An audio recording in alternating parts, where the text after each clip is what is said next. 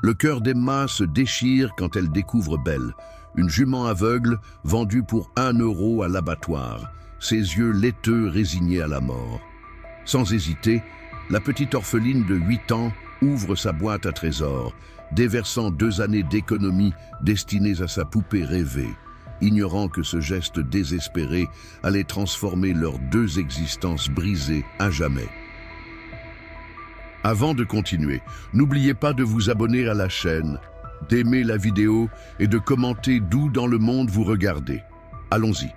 Le soleil de juin baignait la cour de l'orphelinat Saint-Martin d'une lumière dorée.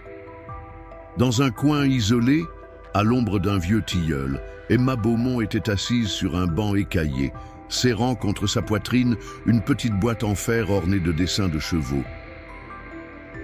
Ses cheveux châtains, rassemblés en une tresse imparfaite qu'elle avait tenté de faire elle-même, encadraient un visage constellé de taches de rousseur. Ses grands yeux verts, trop sérieux pour une enfant de 8 ans, fixaient l'horizon avec une intensité troublante. « Emma, c'est l'heure du déjeuner », appela Madame Fournier, la directrice de l'orphelinat, une femme aux traits fatigués mais au regard bienveillant. La petite fille ne répondit pas immédiatement, perdue dans ses pensées, dans ce monde imaginaire qu'elle était construit pour échapper à la réalité de sa vie. Un monde où ses parents ne seraient pas morts dans cet accident de voiture 3 ans plus tôt. Un monde où quelqu'un l'attendrait chaque soir pour lui demander comment était passée sa journée. « Emma » insista Madame Fournier, s'approchant du banc. « Ah, tu m'entends » La fillette sursauta légèrement, serrant davantage sa boîte contre elle. « Pardon, madame, j'arrive. »« Qu'est-ce que tu fais toute seule ici ? Les autres enfants jouent ensemble ?» demanda la directrice, s'asseyant à côté d'elle, son parfum de lavande enveloppant Emma comme une couverture familière. « Je comptais », répondit simplement la petite, ouvrant légèrement sa boîte pour révéler des pièces et quelques billets soigneusement pliés. Madame Fournier sourit, touchée par cette discipline inhabituelle chez une enfant si jeune. « Et combien as-tu économisé jusqu'à présent ? » 47,23 €, annonça fièrement Emma. « J'en aurai bientôt assez. »« Assez pour quoi, ma chérie ?» Emma hésita un instant, comme si partager son rêve risquait de le faire s'envoler. « Pour étoile dansante, » murmura-t-elle finalement. Madame Fournier fronça légèrement les sourcils, ne comprenant pas. Emma sortit de sa poche un morceau de papier plié et froissé. Était une page arrachée d'un catalogue de jouets, montrant une magnifique poupée représentant une ballerine aux longs cheveux blonds, vêtue d'un tutu rose pailleté. « Elle coûte 65 €, expliqua Emma. « Je l'ai vue au magasin de jouets à Toulouse, quand on est allé en sortie l'année dernière. Elle danse vraiment quand on la remonte, comme maman. » Sa voix se brisa sur ce dernier mot. Madame Fournier passa un bras autour des épaules de la petite fille, la serrant doucement contre elle. Elle connaissait l'histoire d'Emma. Sa mère, Élise Beaumont, avait été danseuse à l'Opéra de Paris avant de s'installer à Toulouse avec son mari, Pierre.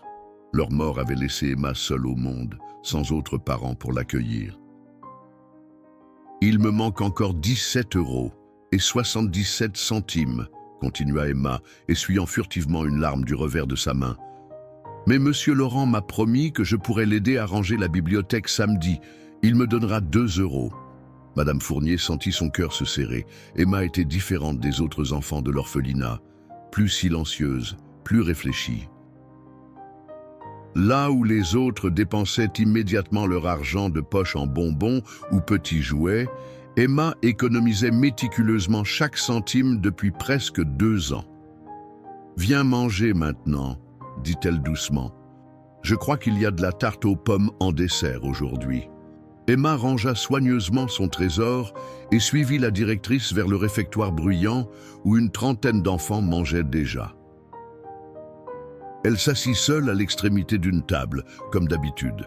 Ce n'était pas que les autres enfants la rejetaient, mais plutôt qu'Emma elle-même semblait entourée d'une bulle invisible, une distance qu'elle maintenait comme pour se protéger d'autres pertes, d'autres abandons. « Hé, la muette, toujours avec ta boîte à trésors », lança Lucas, un garçon de 10 ans aux cheveux roux flamboyants, en s'asseyant bruyamment en face d'elle. « Oh, qu'est-ce que tu caches dedans? Des bonbons ?» Emma serra les lèvres et commença à manger sa soupe en silence, ignorant délibérément la question. « Laisse-la tranquille, Lucas », intervint Chloé, une fille de 9 ans aux tresses africaines, en s'asseyant à côté d'Emma. « Ce ne sont pas tes affaires. »« Oh, pardon, princesse, silence », ricana Lucas, mais sans réelle méchanceté. « On n'a plus le droit de parler maintenant ». Emma leva brièvement les yeux vers Chloé, lui adressant un petit sourire reconnaissant avant de retourner à son repas. Les mots de Madame Fournier résonnaient dans sa tête. « Sois patiente, Emma. Parfois, les plus belles choses de la vie viennent quand on s'y attend le moins. » Mais Emma avait appris que l'espoir était un luxe dangereux. Alors, plutôt que d'attendre que la vie lui offre quelque chose, elle avait décidé de travailler pour obtenir ce qu'elle désirait. Étoile dansante N n'était pas qu'une simple poupée pour elle. C'était un morceau tangible du souvenir de sa mère. Quelque chose qu'elle pourrait tenir dans ses bras les soirs où le vide semblait trop grand. Ce que personne ne savait, c'est que la sortie prévue le lendemain au marché aux bestiaux de Saint-Germain-des-Prés, un village voisin, allait changer le cours de son existence d'une façon qu'aucun d'entre eux n'aurait pu imaginer. Le jour suivant s'annonçait radieux, un de ces matins de juin où le ciel de Toulouse se parait d'un bleu si pur qu'il semblait peint à la main. Les enfants de l'orphelinat Saint-Martin s'agitaient dans la cour, excités par la sortie prévue au marché aux bestiaux de Saint-Germain-des-Prés. Pour la plupart d'entre eux, C était une simple distraction, une échappée hors des murs familiers de l'institution. Pour Emma, C était autre chose. « N'oubliez pas de rester en groupe », rappelait Madame Fournier, tandis que Monsieur Pelletier, le chauffeur du vieux minibus de l'orphelinat, ouvrait les portes avec un grincement caractéristique. Et surtout, pas de bêtises. Emma monta silencieusement, sa boîte en fer soigneusement rangée dans la poche de son jean usé. Elle n'avait pas prévu d'emporter ses économies, mais au dernier moment, une impulsion inexplicable l'avait poussée à glisser la boîte dans sa poche. Comme si quelque chose l'attendait là-bas, quelque chose d'important. « Tu crois qu'il y aura des chevaux ?» demanda Sophie, une petite fille de 6 ans aux boucles blondes, en s'asseyant à côté d'Emma. Emma haussa les épaules. « C'est un marché aux bestiaux ?» « Alors oui, sûrement. J'aime les chevaux, » continua Sophie, ignorant le manque d'enthousiasme d'Emma. « Ma maman m'emmenait faire du poney avant. » Elle ne finit pas sa phrase. « Pas besoin. Tous les enfants de Saint-Martin avaient un « avant ». Une vie qui était arrêtée brutalement, laissant place à elle « après ». Le trajet dura une trentaine de minutes, pendant lesquelles le minibus résonna des rires et des chamailleries des enfants. Emma resta silencieuse, regardant défiler le paysage à travers la vitre, ses doigts caressant distraitement le contour de sa boîte à trésors. Quelque chose dans l'air de cette journée lui paraissait différent, chargé d'une promesse qu'elle ne parvenait pas à définir. Quand ils arrivèrent enfin au marché, une cacophonie de sons, d'odeurs et de couleurs les accueillit. Le marché aux bestiaux de Saint-Germain-des-Prés était une institution locale, un lieu où agriculteurs, éleveurs et simples curieux se retrouvaient chaque mois. Des enclos temporaires abritaient moutons, chèvres et vaches, tandis que des stands proposaient produits fermiers et artisanat local. « On reste ensemble », rappela Madame Rivière, l'autre accompagnatrice, une jeune femme aux yeux doux. « Nous avons 2 heures avant de rentrer. » Les enfants se dispersèrent en petits groupes sous la supervision vigilante des adultes. Emma se retrouva avec Sophie et 2 garçons plus âgés, Marc et Thomas, tous attirés par la section des chevaux. C'est là qu'elle la vit pour la première fois. Dans un coin reculé du marché, À l'écart des beaux chevaux, fièrement présentés par leur propriétaire, se tenait une jument à la robe Isabelle, ternie par la poussière et le manque de soins. Attachée près d'un camion sur lequel on pouvait lire « Abattoir du Lauragais », elle gardait la tête basse, comme résignée à son sort. « Pourquoi elle a les yeux comme ça ?» demanda Sophie, pointant du doigt la jument. Emma s'approcha lentement. Les yeux de l'animal étaient voilés d'un blanc laiteux. « Elle est aveugle », murmura-t-elle, une boule se formant dans sa gorge. « Allez, venez voir les poneys là-bas », lança Marc, déjà en train de s'éloigner avec Thomas. « Celui-là est nul. » Sophie hésita, puis suivit les garçons, mais Emma resta immobile, comme hypnotisée par la jument aveugle. Il y avait quelque chose dans la posture de l'animal, dans sa solitude digne, qui résonnait profondément en elle.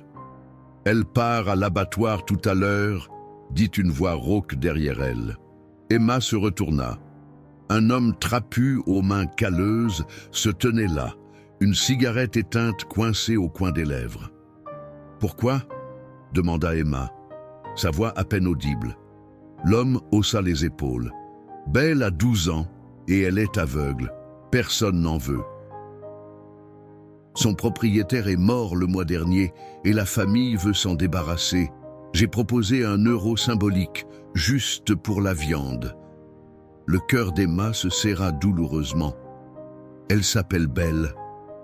C'est ce qui est marqué sur ses papiers, répondit l'homme en désignant d'un geste vague une pochette plastifiée accrochée au camion. Pas que ça change grand-chose maintenant. Emma s'approcha lentement de la jument.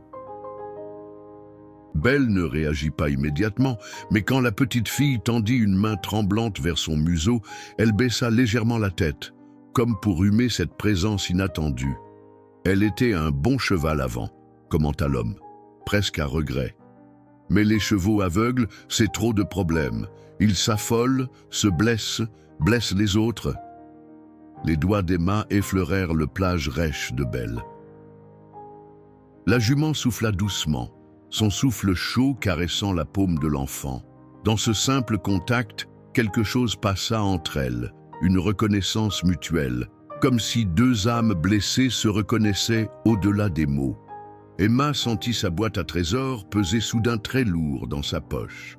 47 € et 23 centimes. Toutes ses économies, son rêve de « étoile dansante ». Quand sa voix se brisa. Quand part le camion pour l'abattoir? L'homme consulta sa montre. Dans une demi-heure environ. Pourquoi? Tu connais quelqu'un qui voudrait d'un cheval aveugle? Il ricana, mais sans méchanceté, plutôt avec une sorte de résignation face à l'ordre brutal des choses. Emma resta immobile, sa main toujours posée sur le museau tiède de Belle. Son cœur battait si fort qu'elle avait l'impression que tout le marché pouvait l'entendre. Dans sa poche, la boîte en fer semblait s'être alourdie, comme si les pièces et billets qu'elle contenait avaient soudain pris conscience de l'importance du moment. « Elle va avoir mal ?» demanda Emma, sa voix à peine plus forte qu'un murmure. L'homme parut mal à l'aise face à cette question directe. Il écrasa sa cigarette éteinte sous sa botte. « Ça se passe vite », répondit-il vaguement.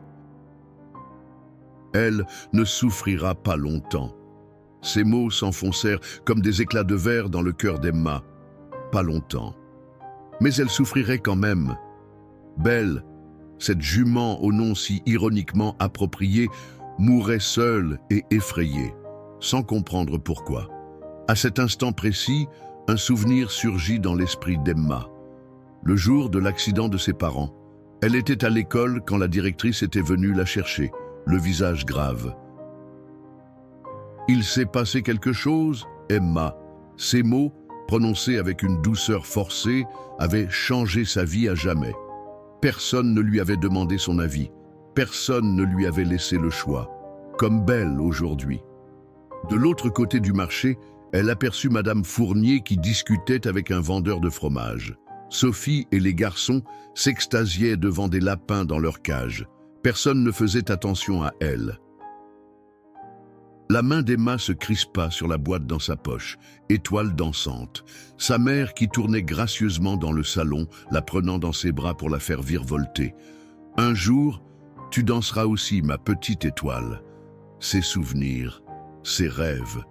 Et puis il y avait Belle, réelle, vivante, respirant doucement sous ses doigts. « Monsieur, » dit Emma, sa voix soudain plus ferme, plus adulte.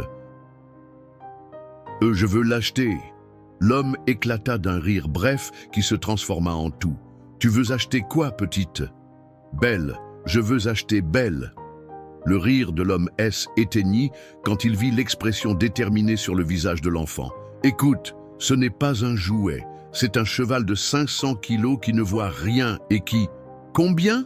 coupa Emma. L'homme se gratta la nuque, visiblement mal à l'aise.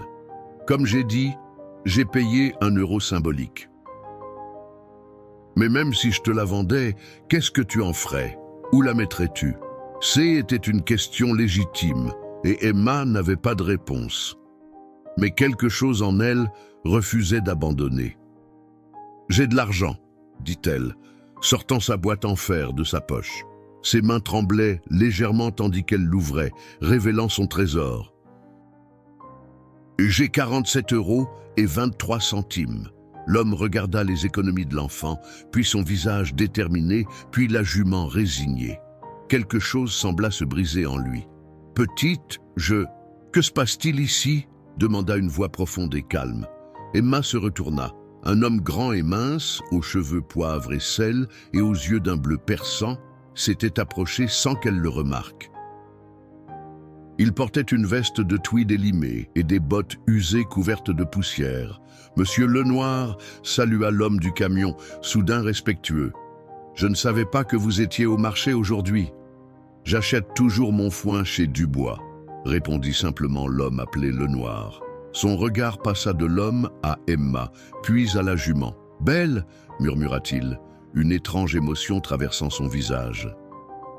« Et vous la connaissez » demanda Emma, surprise. « Elle appartenait à un vieil ami, » répondit Monsieur Lenoir. « Je l'ai vue naître. Elle était extraordinaire avant sa maladie. » L'homme du camion se racla la gorge. « La petite veut l'acheter, » dit-il avec un geste vers Emma. « Elle a 47 euros. » Monsieur Lenoir baissa les yeux vers Emma, qui serrait toujours sa boîte ouverte dans ses mains, exposant toutes ses économies. « Tu veux acheter Belle ?» demanda-t-il doucement. « Pourquoi ?» Emma leva les yeux vers cet inconnu, cherchant les mots justes. Comment expliquer cette connexion instantanée, ce besoin viscéral de sauver cette jument? « Parce qu'elle est toute seule, » dit-elle finalement, « comme moi. » Un silence s'installa entre eux, rompu seulement par les bruits du marché et le souffle régulier de Belle. « Je suis François Lenoir, » dit l'homme, s'accroupissant pour se mettre au niveau d'Emma. « Je dirige le centre équestre des Trois Chênes, juste à la sortie du village. Et toi, comment t'appelles-tu ? » « Emma Beaumont. Je suis de l'orphelinat Saint-Martin à Toulouse. » Quelque chose passa dans les yeux de Monsieur Lenoir. Une ombre, peut-être de la compréhension. « Et que comptais-tu faire de Belle si tu l'achetais ?» Emma baissa les yeux. « Je ne sais pas, » admit-elle, « mais je ne peux pas la laisser mourir. » François Lenoir se redressa lentement, regardant tour à tour la petite fille, la jument aveugle et l'homme du camion d'abattoir. Puis il prit une décision qui allait changer bien plus de vie qu'il ne pouvait l'imaginer à cet instant. « Combien ?» demanda François Lenoir à l'homme du camion. « Pour la jument ?» L'homme haussa les épaules. « Comme j'ai dit à la petite, j'ai payé 1 euro symbolique, mais je vous donne 50 euros, coupa François. Et je la prends maintenant. » Emma leva des yeux écarquillés vers cet homme qui semblait surgi de nulle part. L'espoir, ce sentiment qu'elle avait appris à tenir à distance, gonflait dans sa poitrine comme un ballon. « Mais 47 euros aussi, » intervint-elle vivement, tendant sa boîte ouverte. François posa une main sur l'épaule d'Emma. « Garde ton argent, petite. »« Non !» insista Emma avec une fermeté qui surprit les deux hommes. « Je veux payer aussi. C'est important. » Quelque chose dans sa détermination sembla toucher François. Il l'observa un moment, puis acquiesça lentement. « D'accord, nous l'achetons ensemble alors. » L'homme du camion les regardait, incrédule. « Vous êtes sérieux? Un cheval aveugle? » « Et puis, qu'est-ce que cette gamine va? Elle vient avec moi aux Trois Chênes, l'interrompit François. N'est-ce pas, Emma? Emma hocha vigoureusement la tête, même si elle n'avait aucune idée de comment cela serait possible. Elle était venue avec l'orphelinat. Elle ne pouvait pas simplement partir avec cet inconnu, aussi gentil soit-il. Comme en réponse à ses pensées, une voix alarmée retentit derrière eux. « Emma! Que fais-tu là ?» Madame Fournier se précipitait vers eux, son visage exprimant un mélange d'inquiétude et d'exaspération. « Nous t'avons cherché partout, tu ne peux pas disparaître comme… » Elle s'interrompit en remarquant la scène. Emma, sa boîte à trésors ouverte, l'homme du camion d'abattoir, François Lenoir et Belle attachés au camion. « Madame Fournier !» dit Emma, une légère panique dans la voix. « C'est Belle. Elle va être tuée si on ne l'aide pas. Monsieur Lenoir et moi, on va l'acheter. » Madame Fournier cligna des yeux, essayant visiblement de comprendre la situation. « Emma, chérie, tu ne peux pas acheter un cheval. Où le mettrais-tu? Et qui est ce monsieur ?» François s'avança, tendant une main. « François Lenoir, madame. Je dirige le centre équestre des Trois Chênes, à 2 kilomètres d'ici. Je connais cette jument depuis sa naissance. Elle appartenait à un ami décédé récemment. »« Je vois, » dit Madame Fournier, serrant brièvement sa main. « Mais Emma est sous ma responsabilité, et nous devons rentrer à l'orphelinat dans… »« S'il vous plaît, » interrompit Emma, sa voix tremblante mais déterminée. « Belle va mourir si on ne fait rien. J'ai économisé tout cet argent pour une poupée. » Mais elle regarda la jument, dont les yeux laiteux semblaient fixer un point invisible. « Ah, mais Belle est vivante. Elle a besoin de moi. » Un silence s'installa, rompu seulement par les bruits distants du marché et le hennissement occasionnel d'un cheval. Madame Fournier observait Emma, une expression indéchiffrable sur le visage. « Emma a un don avec les animaux, » dit-elle finalement, s'adressant à François. « La dernière fois qu'un vétérinaire est venu à l'orphelinat pour le vieux chat de la cuisine, elle n'a pas quitté son côté. Le vétérinaire a dit qu'il n'avait jamais vu un chat aussi calme pendant un examen. » François acquiesça, comme si cette information confirmait quelque chose qu'il suspectait déjà. Les chevaux sentent ces choses-là, surtout ceux qui ont perdu la vue. Ils deviennent extrêmement sensibles aux énergies, aux intentions. L'homme du camion S éclaircit la gorge, impatient. « Alors, on fait quoi ?» « J'ai un horaire à respecter. » François sortit son portefeuille et en tira un billet de 50 €. « Voilà pour la jument. » Emma s'avança, serrant sa boîte dans ses mains. « Et voilà mes 47,23 € pour Belle. » L'homme prit l'argent, secouant légèrement la tête avec un mélange d'incrédulité et, peut-être, un soupçon de respect. Il détacha Belle du camion et tendit la corde à François. « Les papiers sont là, dit-il en indiquant la pochette plastifiée. Bonne chance, vous en aurez besoin. » Tandis qu'il remontait dans son camion et S éloignait, Emma s'approcha de Belle, caressant doucement son encolure. La jument frémit légèrement, mais ne recula pas. « Qu'allez-vous faire d'elle ?»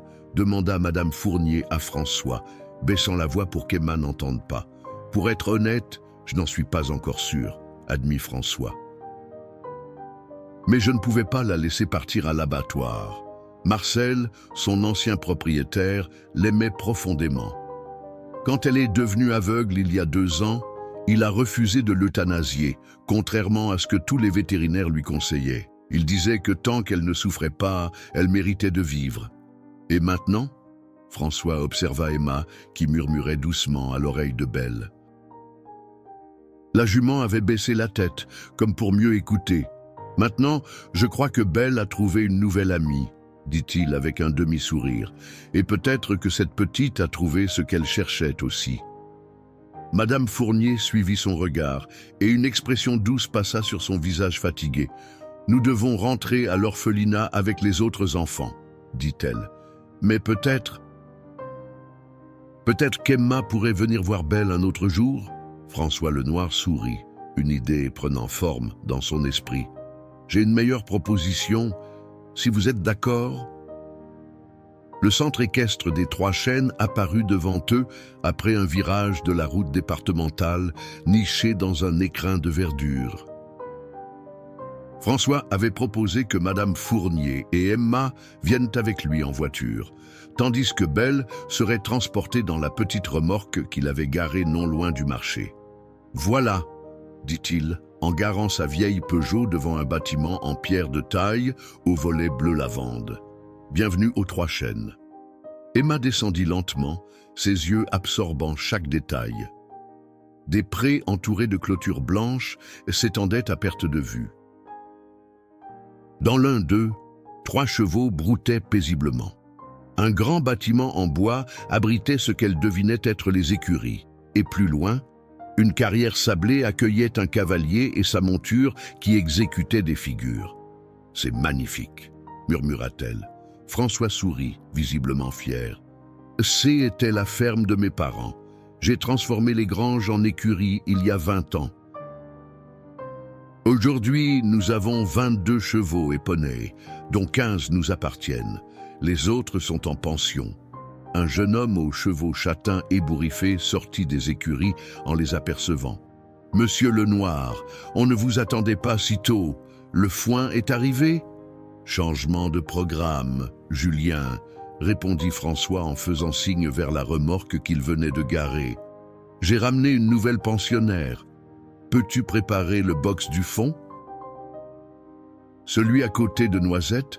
Julien s'approcha de la remorque et fronça les sourcils en voyant Belle. « Elle est aveugle, oui, » confirma François. « Elle s'appelle Belle et elle a besoin d'un endroit calme, loin des va-et-vient. » Le jeune homme acquiesça, quoiqu'avec une expression dubitative, et se dirigea rapidement vers les écuries. « Julien est mon assistant, » expliqua François à Emma et Madame Fournier. Un excellent cavalier et un très bon professeur. Il m'aide avec les cours de équitation. Ils se dirigèrent ensemble vers la remorque. Belle n'avait pas bougé depuis qu'il l'avait chargée, comme si elle avait accepté son sort, quel qu'il soit. « Comment va-t-on la faire descendre ?» demanda Emma, inquiète. « Elle ne voit pas où mettre les pieds. » François lui sourit, impressionné par sa perspicacité. « Excellente question. » Les chevaux aveugles apprennent à faire confiance à leur handler, la personne qui les guide. La voix est très importante. Il s'approcha de Belle et parla doucement. « Allez, ma belle, on est arrivé. » Doucement. Avec une patience infinie, il guida la jument hors de la remorque, utilisant sa voix pour la rassurer à chaque pas. Emma observait, fascinée par cette danse délicate entre l'homme et l'animal. Une fois Belle sur la terre ferme, François lui caressa l'encolure. « Voilà, c'est bien. Maintenant, on va t'installer dans ta nouvelle maison. » Il fit signe à Emma de s'approcher. « Tu veux l'aider à rejoindre son box ?» Le visage d'Emma s'illumina. « Je peux, bien sûr. Prends la longe, comme ça. » Il montra à Emma comment tenir correctement la corde attachée au licol de Belle. « Maintenant, marche à côté de son épaule. Pas devant ni derrière. Parle-lui pour qu'elle sache où tu es. » Emma suivit ses instructions avec une concentration absolue. « Viens, Belle, » dit-elle doucement. « Je suis là. On va dans ta nouvelle maison. » À la surprise de tous, Belle suivit docilement la petite fille, ses oreilles orientées vers la voix d'Emma comme une boussole invisible. Madame Fournier les observait, une émotion indéfinissable dans le regard. Jamais, depuis l'arrivée d'Emma à l'orphelinat, elle ne l'avait vue aussi présente, comme si une lumière longtemps éteinte s'était rallumée en elle. François s'approcha de la directrice pendant qu'Emma guidait Belle vers les écuries, Julien veillant à distance. « J'ai une proposition à vous faire, » dit-il à voix basse. « Notre centre propose des séances d'équithérapie pour des enfants en difficulté. Nous travaillons déjà avec 2 instituts spécialisés à Toulouse. L'équithérapie, répéta Madame Fournier, intriguée. Une thérapie assistée par le cheval. expliqua François, particulièrement efficace pour les enfants qui ont vécu des traumatismes, qui ont du mal à s'exprimer ou à créer des liens. Madame Fournier regarda Emma, qui parlait maintenant à Belle dans le box fraîchement préparé par Julien, la jument semblant boire ses paroles. Je pourrais accueillir Emma une fois par semaine, pour commencer, continua François. Elle pourrait s'occuper de Belle, apprendre à la brosser, à la nourrir. Ça ne serait pas vraiment de l'équitation, vu l'état de Belle, mais ce serait une responsabilité, compléta Madame Fournier, quelque chose qui lui appartient. François hocha la tête. Exactement. Belle a besoin de quelqu'un qui prenne soin d'elle, qui lui parle, qui la rassure. Et peut-être qu'Emma a besoin de quelqu'un qui dépende d'elle aussi. Madame Fournier observa encore un moment Emma qui caressait doucement le museau de Belle. La jument avait fermé les yeux, comme apaisée par ce contact. « Je pense que ce serait merveilleux, » dit-elle finalement. « Mais je dois en parler à l'administration de l'orphelinat. Il y a des procédures, des autorisations, bien sûr, acquiesça François. Et si jamais il y a des frais, ce ne sera pas nécessaire, l'interrompit gentiment Madame Fournier. Nous avons un budget pour les activités thérapeutiques, et je connais une assistante sociale qui serait ravie de soutenir ce projet. Un hennissement doux les fit se retourner. Belle avait posé sa tête sur l'épaule d'Emma, comme pour elle étreindre à sa manière. La petite fille avait passé ses bras autour de l'encolure de la jument, ses yeux fermés, un sourire paisible aux lèvres. « Je crois, » dit doucement François, « que nous venons d'assister au début de quelque chose d'extraordinaire. » La semaine suivante passa avec une lenteur insupportable pour Emma. Chaque jour, elle demandait à Madame Fournier si l'autorisation était arrivée, si elle pourrait retourner voir Belle. Chaque jour, la réponse était la même. « Pas encore, ma chérie. Ces choses prennent du temps. » Dans sa chambre qu'elle partageait avec 2 autres filles, Emma avait accroché au mur un dessin de Belle qu'elle avait fait de mémoire. Ce N était pas très ressemblant, mais cela n'avait pas d'importance. Ce qui comptait, était ce lien invisible qu'elle avait ressenti, cette connexion immédiate et profonde. Le jeudi matin, alors que les enfants prenaient leur petit déjeuner au réfectoire, Madame Fournier s'approcha d'Emma avec une enveloppe. « C'est arrivé ce matin, » dit-elle avec un sourire. « L'autorisation officielle. Tu peux commencer tes visites aux 3 Chênes dès samedi. » Le visage d'Emma s'illumina comme un soleil après la pluie. « C'est vrai, je vais revoir Belle. »« Tous les samedis matins, de 9h à midi, » confirma Madame Fournier.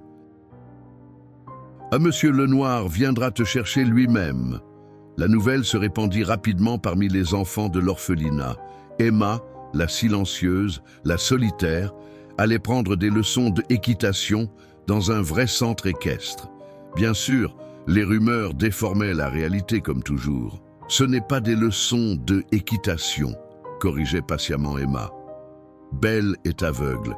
Elle ne peut pas être montée comme ça. Je vais juste m'occuper d'elle. » S'occuper d'un cheval aveugle? Mais pourquoi? Demandait Lucas, perplexe. Qu'est-ce que ça t'apporte? Emma avait essayé d'expliquer, mais comment mettre des mots sur ce qu'elle avait ressenti auprès de Belle? Cette chaleur dans la poitrine, cette impression d'être enfin à sa place? Le samedi matin arriva enfin. Emma était debout avant même que la cloche ne sonne, habillée et prête, son petit sac à dos contenant un carnet et des crayons de couleur sur les épaules. Elle avait à peine touché à son petit déjeuner quand la voiture de François Lenoir se gara devant l'orphelinat. « Bonjour, Emma », la salua-t-il chaleureusement. « Prête pour ta première vraie journée aux 3 Chênes ?» Emma hocha vigoureusement la tête, incapable de parler, tant l'excitation lui nouait la gorge. Pendant le trajet, François lui expliqua ce qu'ils allaient te faire aujourd'hui. « D'abord, je vais te montrer comment prendre soin de Belle, la brosser, vérifier ses pieds, la nourrir correctement. Les chevaux aveugles ont besoin d'une routine très stable, tu comprends? Tout changement peut les stresser. Belle va bien? Demanda Emma, inquiète. Elle n'est pas trop triste? François sourit, touché par son empathie. Elle s'adapte. Julien dit qu'elle mange bien et qu'elle se repose beaucoup. C'est bon signe. Quand ils arrivèrent au centre équestre, Emma sauta presque de la voiture avant même qu'elle ne soit complètement arrêtée. L'odeur familière du foin et des chevaux l'accueillit, et elle sentit une partie d'elle-même s'apaiser instantanément. Julien les attendait près des écuries, un sourire amical aux lèvres. « Salut, Emma, ta copine t'attend. » Elle a l'oreille qui se dresse chaque fois qu'elle entend une voiture arriver. Emma suivit Julien jusqu'au box de Belle, son cœur battant à tout rompre. La jument se tenait immobile, au fond de son box, la tête légèrement tournée vers la porte comme si, malgré sa cécité, elle scrutait l'entrée. Belle appela doucement Emma. « C'est moi, Emma. » Les oreilles de la jument se dressèrent immédiatement, et elle tourna complètement sa tête vers la voix de la petite fille. Un hennissement doux échappa de ses naseaux. « Elle te reconnaît », s'étonna Julien.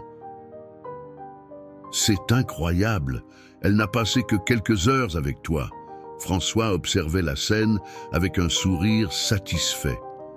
Les chevaux ont une excellente mémoire, surtout pour les voix et les odeurs, et Belle est particulièrement sensible. Emma entra lentement dans le box, parlant continuellement pour que Belle puisse suivre ses mouvements. Quand elle fut assez proche, elle tendit la main et la posa doucement sur le museau de la jument. Belle souffla doucement, son souffle chaud caressant la paume de l'enfant. « Je t'ai manqué » murmura Emma. « Tu m'as manqué, toi ?» Les heures suivantes passèrent comme un rêve. François montra patiemment à Emma comment brosser Belle, en commençant toujours par les mêmes gestes dans le même ordre, pour que la jument puisse anticiper ce qui allait se passer. Il lui apprit à vérifier ses sabots, à peigner sa crinière emmêlée, à préparer sa ration de nourriture. Emma absorbait chaque information, chaque conseil, avec une concentration qui impressionnait les deux hommes. Elle ne se contentait pas d'exécuter les gestes qu'on lui montrait. Elle voulait comprendre le pourquoi de chaque action. « Pourquoi on ne peut pas lui donner plus de pommes ?» demanda-t-elle quand François lui expliqua les limites des friandises. « Trop de sucre n'est pas bon pour les chevaux, expliqua-t-il. Ça peut provoquer des coliques et c'est très dangereux. » Emma hocha gravement la tête, mémorisant cette information cruciale. Vers la fin de la matinée, François proposa de sortir Belle dans le petit paddock attenant aux écuries. « C'est important qu'elle prenne l'air et bouge un peu. On va lui apprendre à se repérer dans cet espace. » Guider une jument aveugle dans un espace ouvert était un défi bien plus grand que de s'occuper d'elle dans son box. Emma, sous la supervision attentive de François, apprit à utiliser sa voix comme une balise, à prévenir Belle des obstacles, à la rassurer constamment. À un moment, Belle s'arrêta brusquement, les oreilles dressées, comme alarmée par un bruit que les humains n'avaient pas perçu. Elle commença à s'agiter, tournant sur elle-même avec nervosité. « Elle a peur, » dit François, s'approchant pour prendre la longe des mains d'Emma. « Non, » dit Emma fermement, « je peux le faire. » François hésita, partagé entre la prudence et le désir de faire confiance à cet enfant extraordinaire. « D'accord, » dit-il finalement, reculant d'un pas, « mais je reste juste à côté. » Emma ne l'écoutait déjà plus. Toute son attention était concentrée sur Belle, qui piaffait nerveusement, sa respiration devenant plus rapide. « Belle !» dit Emma, sa voix étonnamment calme et posée. « C'est moi, Emma, je suis là, tout va bien. » Elle continua à parler doucement, un flot constant de mots rassurants. Puis, à la surprise de François et Julien, qui observaient la scène à distance, elle commença à fredonner. Une mélodie simple, presque une berceuse. Belle s'immobilisa, ses oreilles pivotant vers la source de cette musique inattendue. Sa respiration ralentit progressivement et sa posture rigide se détendit. « Comment as-tu su quoi faire ?» demanda François, impressionné. Emma haussa les épaules. « Ma mère me chantait quand j'avais peur, dit-elle simplement. Ça marchait toujours. » François et Julien échangèrent un regard silencieux par-dessus la tête d'Emma. Cette petite avait un don, était indéniable. Le reste de la matinée se déroula sans incident. Avant qu'Emma ne reparte, François lui fit une proposition. « J'ai parlé avec Madame Fournier », dit-il en la raccompagnant vers sa voiture. « Si tu es d'accord, tu pourrais venir ici 2 fois par semaine au lieu d'une seule. Le mercredi après l'école, en plus du samedi matin. » Le visage d'Emma s'illumina. « Vraiment ? Je pourrais ? Vraiment ?» confirma François avec un sourire. « Belle progresse quand tu es là, et pour être honnête, je crois que tu lui manques quand tu n'es pas là. » Emma sentit une chaleur se répandre dans sa poitrine.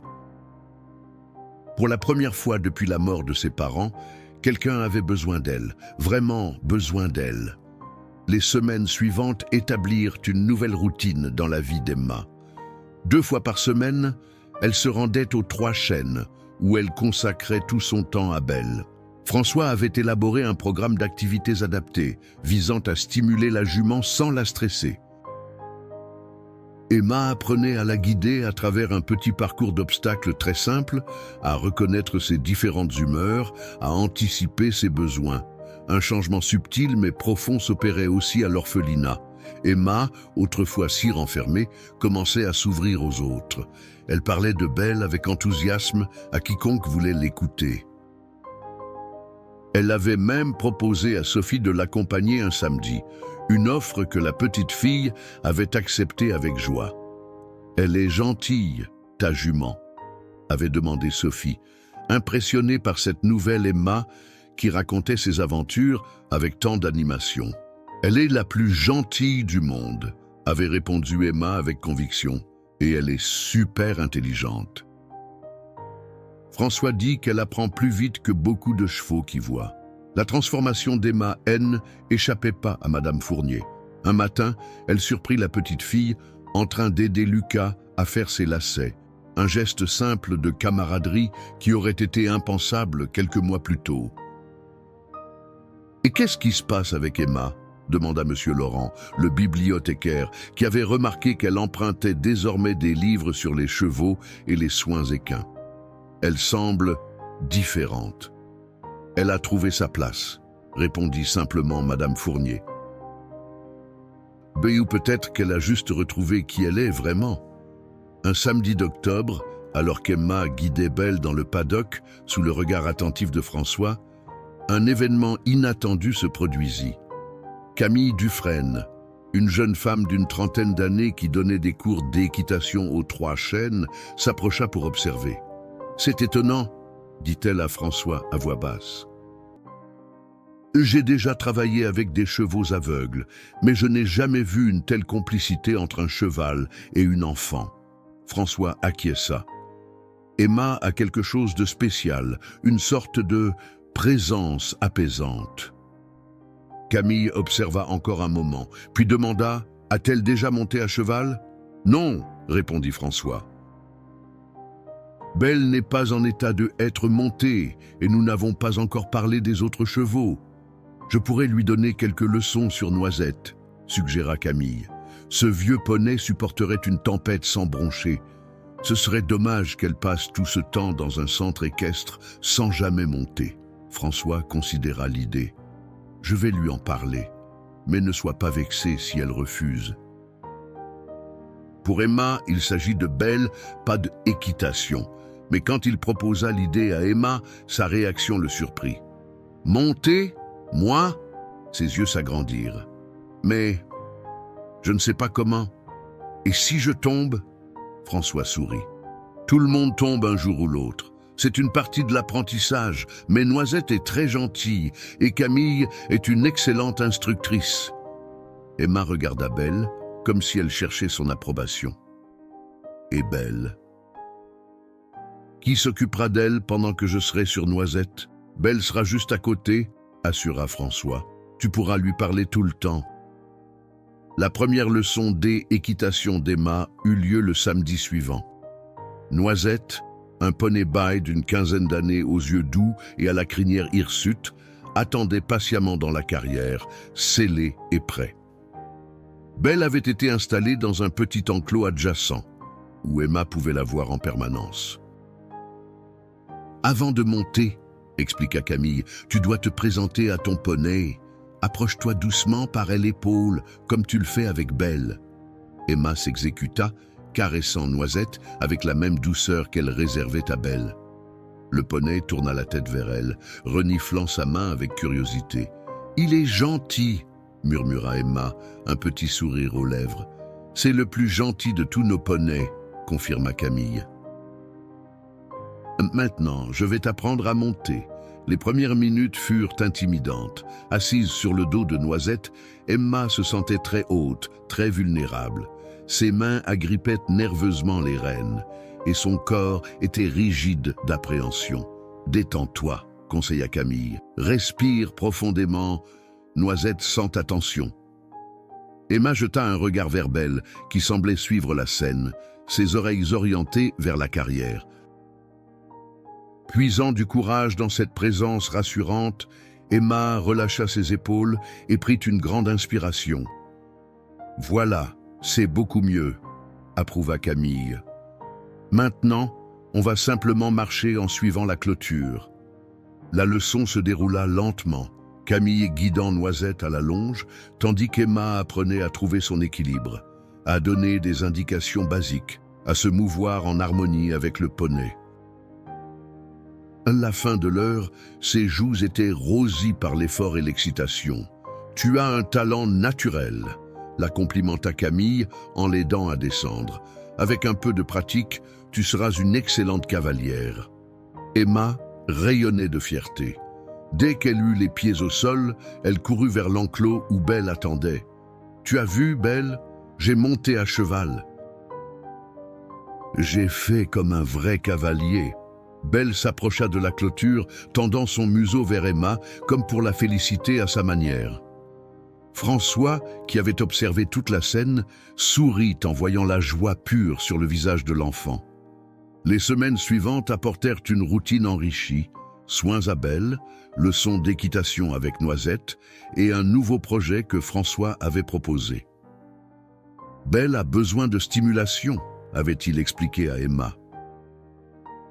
Les chevaux aveugles peuvent facilement tomber dans l'apathie s'ils restent trop longtemps immobiles. Nous allons lui créer un parcours sensoriel. Le concept était simple mais ingénieux, un chemin dans le paddock bordé de différentes textures que Belle pourrait sentir sous ses sabots et d'objets qu'elle pourrait explorer avec ses autres sens. Emma se lança dans ce projet avec enthousiasme, aidant à collecter des matériaux variés, copeaux de bois, sable, tapis de caoutchouc, même de vieilles cloches qui tintaient doucement au passage. Un mercredi de novembre, alors qu'Emma guidait Belle à travers ce parcours sensoriel, Madame Fournier arriva aux Trois Chênes, accompagnée d'une femme que la petite fille n'avait jamais vue. Grande, élégante, dans un tailleur gris perle, cette inconnue observait Emma avec une attention particulière. « Qui est-ce » demanda Emma à François quand elle remarqua les visiteuses. « Madame Fournier m'a appelé ce matin » répondit-il, un peu évasif. « C'est Madame Rousseau du conseil départemental. Elle s'occupe des placements familiaux. » Emma sentit son cœur se serrer. Elle connaissait ces mots, placement familial.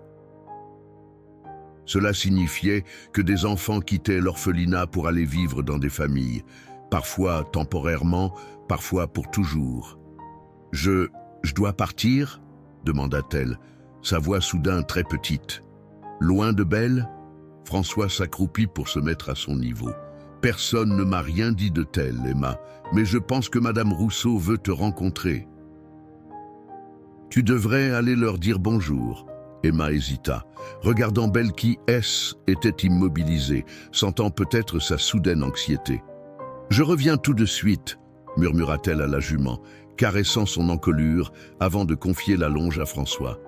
Elle s'approcha des deux femmes, le cœur battant. L'orphelinat était le seul foyer qu'elle connaissait depuis la mort de ses parents. L'idée de partir, de quitter non seulement ce lieu familier mais aussi Belle, lui était insupportable. « Bonjour, Emma », dit Madame Rousseau avec un sourire qui se voulait rassurant. « Je suis contente de te rencontrer enfin. Madame Fournier m'a beaucoup parlé de toi. » Emma jeta un regard inquiet vers la directrice de l'orphelinat qui lui sourit doucement. « Madame Rousseau s'intéresse à ton travail avec Belle », expliqua-t-elle. « Belle voulait te voir en action. J'ai rarement vu une telle connexion entre un enfant et un animal, commenta Madame Rousseau. C'est vraiment remarquable. Belle a besoin de moi, dit simplement Emma, comme si cela expliquait tout. Un silence s'installa pendant lequel Madame Rousseau sembla réfléchir profondément. Puis elle échangea un regard avec Madame Fournier, qui hocha imperceptiblement la tête. « Emma, dit finalement Madame Rousseau, que dirais-tu si je te racontais que Monsieur Lenoir a fait une demande très spéciale au conseil départemental ?» Emma fronça les sourcils, ne comprenant pas. « Une demande ? François, Monsieur Lenoir vit seul dans la grande maison près des écuries, expliqua Madame Fournier avec douceur. Il a beaucoup de place. Et il a demandé s'il pouvait accueillir chez lui, comme famille d'accueil. » Emma resta figée, incapable de comprendre pleinement ce qu'elle venait d'entendre. Les mots flottaient autour d'elle, comme des papillons trop rapides à saisir. François voulait l'accueillir, chez lui, comme une famille. Commença-t-elle, mais sa voix se brisa. Elle tourna son regard vers Belle, puis vers François qui s'occupait de la jument tout en observant la scène de loin. « Ce n'est qu'une proposition, Emma, » dit doucement Madame Fournier, s'accroupissant pour être à sa hauteur.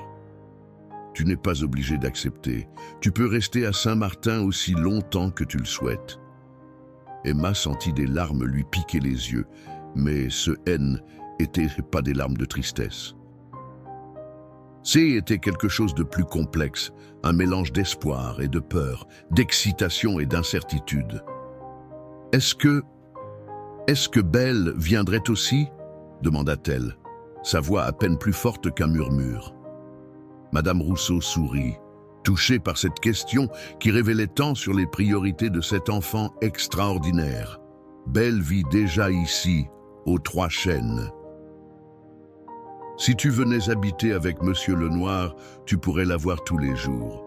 Tous les jours, répéta Emma, comme pour s'assurer que ces mots étaient bien réels. Tu pourrais même prendre ton petit déjeuner avec elle si tu voulais, ajouta Madame Fournier avec un petit rire. Bien que je ne sois pas sûre que le foin soit très bon avec du chocolat chaud. Cette remarque arracha un sourire à Emma, brisant la tension du moment. Son esprit tournait à toute vitesse, essayant d'imaginer ce que serait cette nouvelle vie. Vivre aux Trois Chênes, voir Belle chaque jour, avoir un foyer. « Est-ce que je peux parler à François ?» demanda-t-elle finalement. Les deux femmes échangèrent un regard, puis Madame Fournier hocha la tête. « Bien sûr. »« Nous t'attendons ici. » Emma marcha lentement vers François et Belle, chaque pas semblant la porter vers un futur qu'elle n'avait jamais osé imaginer. François lui sourit, un sourire un peu nerveux, presque timide. « Elles t'ont parlé, dit-il. Ce n'était pas une question. » Emma acquiesça, s'arrêtant à quelques pas de lui.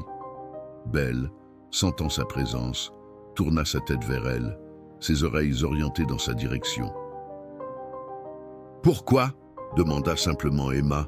François s'accroupit, caressant distraitement l'encolure de Belle tout en cherchant ses mots. « Tu sais, Emma, je vis seule depuis longtemps, trop longtemps, peut-être, cette grande maison. Elle est vide, silencieuse. » Il leva les yeux vers elle. « Et puis tu es arrivée, avec ta détermination, ton courage. Tu as sauvé Belle quand personne d'autre ne voulait le faire. Tu lui as donné une raison de vivre. Et peut-être que tu m'en as donné une aussi. » Emma le regardait, essayant de comprendre la profondeur de ce qu'il disait. « Je ne serai pas un père parfait, continua François. Je n'ai jamais eu d'enfant, je ferai des erreurs. Mais je te promets une chose, tant que tu voudras rester ici, tu auras une maison, un foyer. » Est-ce que Emma hésita, puis se lança? « Est-ce que vous voulez m'adopter » François sourit doucement. Pour l'instant, il s'agit d'un placement en famille d'accueil. L'adoption, c'est une autre étape, plus complexe.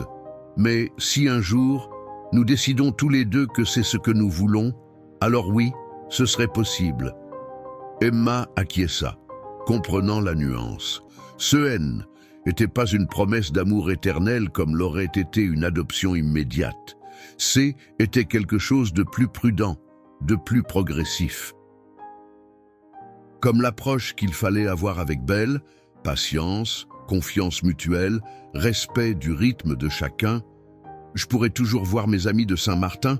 demanda-t-elle, pensant soudain à Sophie, à Chloé, même à Lucas. « Bien sûr, » assura François. « Tu iras à la même école, tu pourras leur rendre visite. Rien ne sera coupé, Emma. C'est juste une porte qui s'ouvre. Pas une qui se ferme. » Belle choisit ce moment pour s'avancer doucement, poussant son museau contre l'épaule d'Emma, comme pour lui donner un petit coup d'encouragement. Ce geste simple, cette confiance aveugle, au sens propre comme au figuré, dénoua quelque chose en Emma. « D'accord » dit-elle simplement. « Je veux essayer. » Le visage de François s'illumina, mais il contint sa joie, respectant la gravité du moment. « Merci de me faire confiance, Emma. » Le processus administratif prit encore plusieurs semaines. Il y eut des visites d'assistantes sociales, des formulaires à remplir, des entretiens psychologiques. Emma fut consultée à chaque étape, ses souhaits et ses préoccupations écoutées avec attention. Pendant ce temps, elle continuait de venir aux Trois Chênes 2 fois par semaine, mais chaque visite prenait désormais une nouvelle dimension. François lui montrait la chambre qu'il préparait pour elle, lui demandant son avis sur la couleur des murs, le style des meubles. « J'ai pensé à du bleu, » dit-il un jour, montrant des échantillons de peinture. « Mais si tu préfères une autre couleur… »« J'aime le vert, » répondit Emma après réflexion. « Comme les prés au printemps. » Ce détail simple, cette préférence personnelle partagée, semblait tisser un fil invisible entre eux, renforçant leur connexion naissante. Finalement, juste avant Noël, toutes les autorisations furent accordées. Un dimanche matin glacial, Madame Fournier accompagna Emma aux Trois Chênes, une petite valise contenant ses maigres possessions à la main. Les adieux à l'orphelinat avaient été émouvants, mais pas déchirants. Les autres enfants avaient organisé une petite fête, lui offrant des dessins et des petits souvenirs. « Ce n'est pas un adieu », avait rappelé Madame Fournier. « C'est juste un au revoir, tu reviens quand tu veux. » Quand elles arrivèrent aux Trois Chênes, Emma fut surprise de voir un petit comité d'accueil. François, bien sûr, mais aussi Julien, Camille et d'autres employés du centre équestre qu'elle avait appris à connaître au fil des mois. Une banderole accrochée à l'entrée de la maison proclamait « Bienvenue chez toi, Emma ». Les premiers jours dans sa nouvelle maison furent à la fois merveilleux et étranges pour Emma. Se réveiller dans une chambre à soi avec des murs vert prairie et une fenêtre qui donnait directement sur les écuries. Prendre le petit déjeuner avec François dans la cuisine rustique, apprendre ses habitudes, ses manières. Tout était nouveau, tout était à découvrir. « Je peux aller voir Belle avant l'école ?» demandait-elle chaque matin, et la réponse était toujours la même. « Bien sûr, mais habille-toi chaudement. Il fait froid en décembre. » Ces visites matinales devinrent rapidement un rituel sacré. Emma apportait une pomme ou une carotte à Belle, lui racontait ses rêves de la nuit, lui promettait de revenir vite. La jument semblait l'attendre, hennissant doucement dès qu'elle entendait les pas familiers de la petite fille. Le premier Noël aux Trois Chênes fut simple mais parfait. François n'avait pas célébré cette fête depuis des années, vivant seul. Mais pour Emma, il avait décoré un sapin, accroché des guirlandes, même préparé des biscuits en forme d'étoiles et de chevaux. J'ai quelque chose pour toi, dit-il le matin de Noël, lui tendant un paquet soigneusement emballé. Emma l'ouvrit délicatement pour découvrir une poupée ballerine aux longs cheveux blonds et au tutu rose pailleté. Étoile dansante, exactement celle qu'elle avait vue dans le catalogue, celle pour laquelle elle avait économisé si longtemps. Comment commença-t-elle, stupéfaite. Madame Fournier m'a parlé de ton rêve, expliqua François avec un sourire. Elle m'a montré l'image que tu gardais. Emma serra la poupée contre elle, mais elle fut surprise de constater que l'émotion n'était pas celle qu'elle avait imaginée pendant ces longs mois d'économie. C'était comme si cette poupée appartenait à une autre vie, à une autre Emma. Merci, dit-elle sincèrement. Elle est parfaite, mais son cadeau pour François sembla le toucher encore plus profondément. Était un dessin réalisé avec l'aide de Camille, représentant Belle, François et Emma devant les 3 chênes. Au bas de la page, elle avait écrit de son écriture soignée de écolière, ma nouvelle famille. L'hiver céda la place au printemps et avec le renouveau de la nature vint aussi un renouveau pour Belle. Le programme élaboré par François et Emma portait ses fruits. La jument avait repris du poids, son pelage brillait à nouveau et elle se déplaçait avec une assurance croissante dans son environnement familier. Un jour d'avril, alors qu'Emma guidait Belle dans le grand pré, François les observait avec Dr Mercier, le vétérinaire qui suivait régulièrement la jument. « C'est remarquable », commenta le vétérinaire. Quand vous m'avez appelé en novembre, je n'aurais pas parié sur ses chances, un cheval aveugle de cet âge, après un tel traumatisme. François sourit, regardant Emma qui parlait doucement à Belle, la guidant autour d'un petit obstacle. Ce n'est pas moi qui ai fait ce miracle, c'est Emma. Elle lui a donné une raison de vivre. Et réciproquement, on dirait, observa le vétérinaire avec perspicacité. François ne pouvait qu'acquiescer. La transformation d'Emma était aussi spectaculaire que celle de Belle. La petite fille silencieuse et repliée sur elle-même, elle s'était épanouie. Elle riait, elle parlait avec animation. Elle avait même commencé à inviter des amis de l'école à venir voir sa jument. Le placement en famille d'accueil, initialement prévu pour 6 mois, fut prolongé d'un commun accord. Puis vint le jour où François, après avoir longuement réfléchi, prit une décision qui changerait définitivement leur vie. « Emma, dit-il un soir, alors qu'ils étaient assis sur la terrasse, regardant le soleil se coucher sur les prés, où Belle et les autres chevaux profitaient de la douceur du soir. J'ai quelque chose à te demander. » Emma leva les yeux vers lui, curieuse. En 1 an, elle avait grandi, pas seulement en taille, mais en maturité. Ses cheveux châtains, maintenant soigneusement tressés, encadraient un visage où les taches de rousseur dansaient toujours, mais où les yeux avaient retrouvé l'éclat de l'enfance. « Je me demandais, continua François, soudain nerveux comme un adolescent, ce que tu penserais si je demandais à t'adopter officiellement. » Emma le regarda longuement, son visage impassible, puis, lentement, un sourire illumina ses traits. « Je pense, dit-elle délibérément, que ce serait la meilleure idée du monde. » François sentit un poids s'envoler de ses épaules. « Vraiment, tu es sûr ?» Pour toute réponse, Emma se leva et vint se blottir contre lui dans une étreinte qui disait tout ce que les mots ne pouvaient exprimer. Dans le pré en contrebas, Belle leva la tête, comme si elle sentait ce moment important. Le soleil couchant baignait la scène d'une lumière dorée, la même qui avait illuminé la cour de l'orphelinat un jour de juin, 1 an plus tôt, quand une petite fille solitaire comptait ses économies pour acheter un rêve. Elle avait dépensé ses économies pour sauver une jument que personne ne voulait.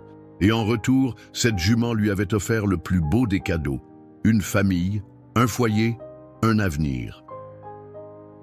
Parfois, songea François en serrant Emma contre lui, les plus beaux miracles commencent par les rencontres les plus improbables, une orpheline et une jument aveugle.